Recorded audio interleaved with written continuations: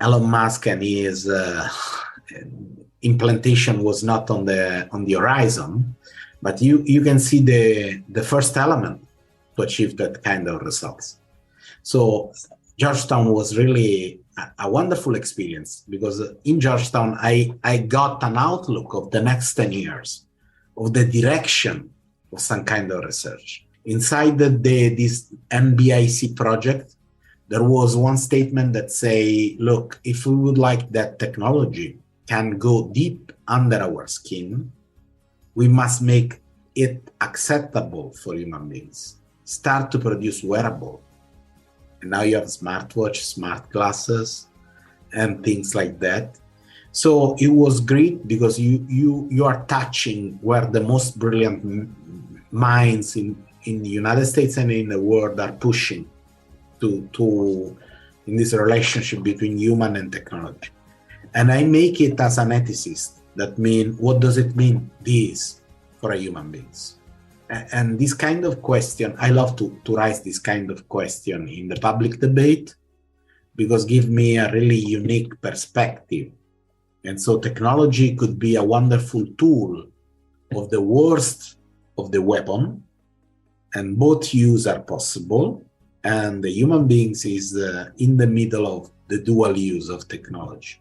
And so with, for example, technology under the skin, you can cure a lot of pathology connected to the nervous system, or you can control a man like the scientist near my office was used to control the beetles. So I got a new job, making questions, more than looking for answers. And this is still what I do today. Technology under the skin has experienced significant advances in recent decades.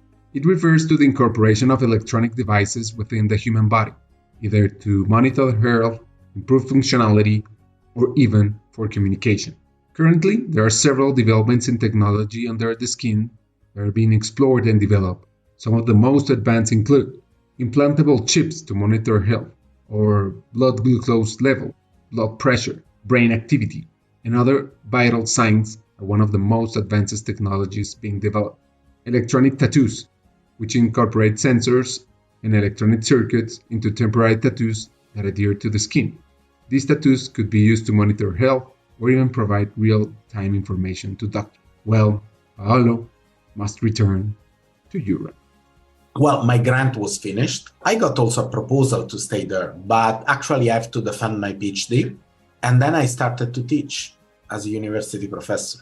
So it's without any pause, And I started to teach, I published some book, I published some paper. I was involved with a lot of table in which the discussion about technology arise. And so I left my life and joined the order in 1999, Christmas Eve, so December 24th of 1999. Up from that day, I never stopped myself up to date, and I'm still on the same process of something new every day. And now I'm sitting, for example, in some commission to shift the innovation in process with AI to keep the human in the center, human in the loop. It happened, for example, with medicine, with justice, with economics. And I'm still there questioning technology and questioning innovation for people and asking to them, what does it mean that we are surrogating a human decision to an algorithm that not in 100% of situation is explainable? Or what does it mean that with the last LLM, like GPT-4, we can impact 19% of jobs?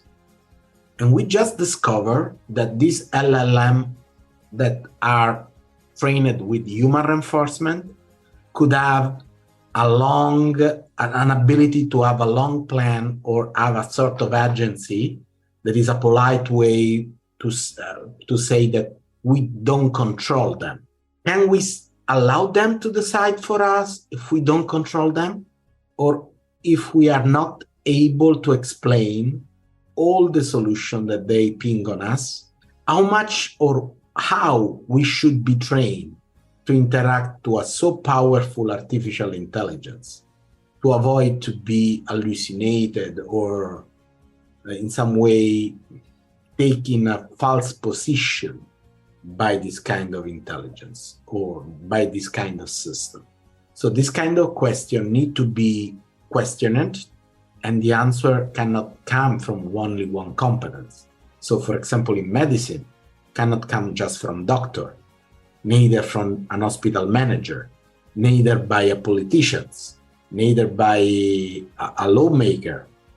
They have to be found like in a square in which everyone bring a piece of solution and try to define a workable solution that is the best possible solution that appear at the convergence of the different needs and excellence.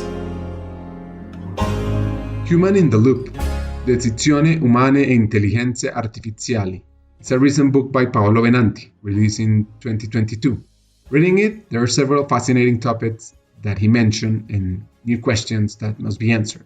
For example, the importance of keeping humans in the decision-making process that is involving artificial intelligence, or the need to understand AI not as a complete and autonomous solution, but as a tool to help in decision-making. Also, the value of ethics and responsibility in the implementation of AI. Additionally, the importance of education and training in AI for humans. There is a big need to address the digital divide to ensure that everyone has access and the ability to work with AI. Well, it happens that, Vatican State is a little bit complex. So there is the Pope. Then under the Pope, there are different, if it was in a normal state, we can say ministry.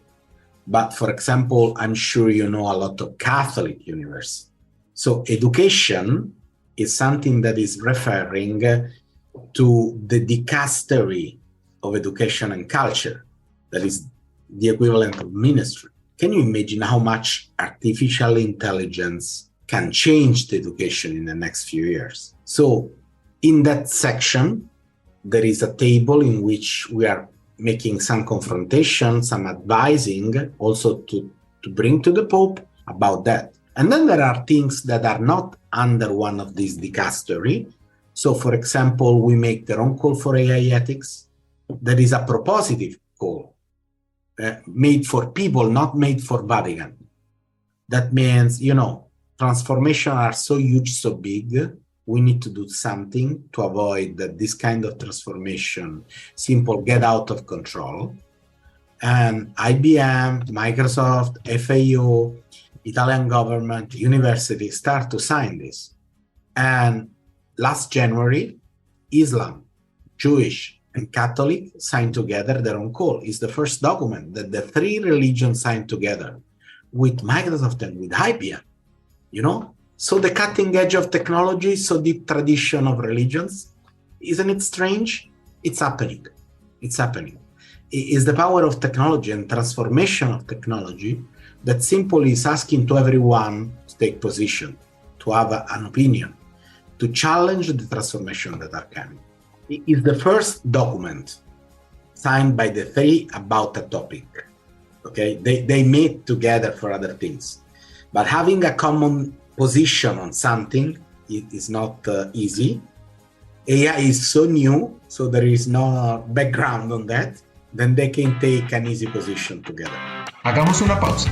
Como sabes, en Hackers del Talento estamos en una misión: cambiar el mundo laboral por uno más humano, inclusivo y próspero. Sabemos que no podemos hacerlo solos, necesitamos tu ayuda. Te invitamos a compartir este episodio con esa persona especial que está buscando crecer en su carrera o mejorar su empresa. Juntos podemos inspirar a más talentos a sumarse a este movimiento. Queremos que te unas a nuestra comunidad, suscribiéndote al podcast, recibiendo las noticias de nuestra página de LinkedIn o averiguando más en hackersdeltalento.com. No te pierdas la oportunidad de ser parte de algo grande, de marcar la diferencia en el mundo laboral y de transformar la vida de miles de personas, porque juntos podemos hacerlo posible. Nosotros ya estamos aquí, dando el primer paso. ¿Y tú?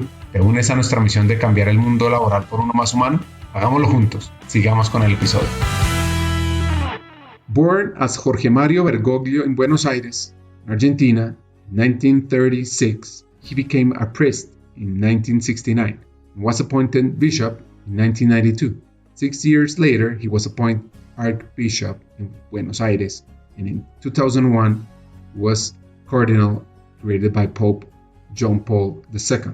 Pope Francis was named the 265th Pope of the Catholic Church on March 13 of 2013, following the resignation of his predecessor, Pope Benedict XVI. Since then, he has been recognized for his humble and committed approach to the poor and marginalized, and has been acclaimed as an inspiring and compassionate world leader. There are several phrases that inspire me. For example, the globalization of indifference has taken away our ability to cry. Peace in the world begins with peace in the home. The future is not a time that is yet to come, but a time that we create now. The true wealth is not in material possessions, but in time. We should not be afraid of kindness or tenderness. And finally, hope is the virtue that puts us on the road, give us wings to move forward, even when obstacles seem really difficult. I try to answer to you with the example that my professor in Georgetown gave to me. When we were starting to go deep inside ethics of technology, he bring us to Manhattan, New York, over a bridge. The bridge was over the 6-lane highway that is connecting Manhattan with Long Island, where there is Johnson Bridge. And he asked it to us, what do you see? Can you imagine? We was a smart group of a PhD. Everyone would like to be the smartest guys in the room. And we start to say everything. But actually, the only answer was concrete and asphalt. Then he bring us to a public library in Manhattan, where we found a huge book of more than 600 pages. That is the biography of the politician that made all the infrastructure in New York. Richard Caro was the author. Robert Moses is the politician.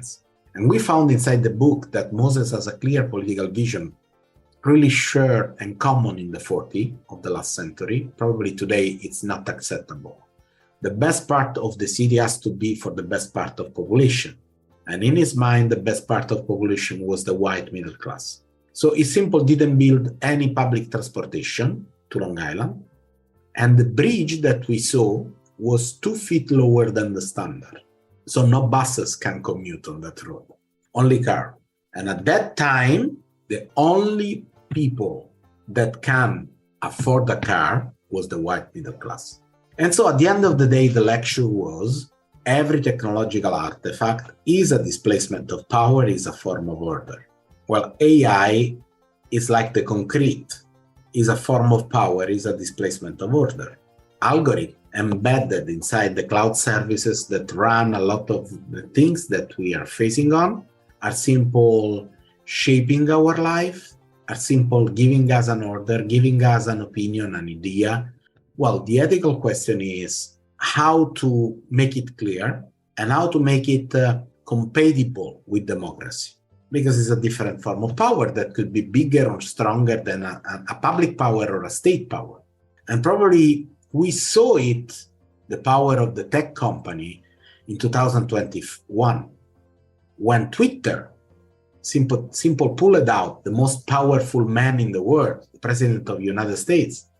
And so, that kind of struggle, I'm not saying if it's good or if it's bad, if they did well or not, but the most powerful man in a state was ruled by a private company in that state.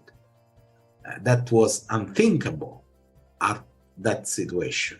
And so, questioning technology, if you ask me, what are you doing today? Is making this kind of question to the decision maker, to the policy making, to the politicians, simple to give them the ability or the possibility to offer an answer to this kind of question. One of the points that, as you know, interests me the most is the potential that we have as a region. However, what challenges does the evolution of AI present to our region? Well, I think that there are a lot of different challenges. The history of Latin America was also a history of an abuse of the West on this wonderful continent. First, we take the resource Then we take the works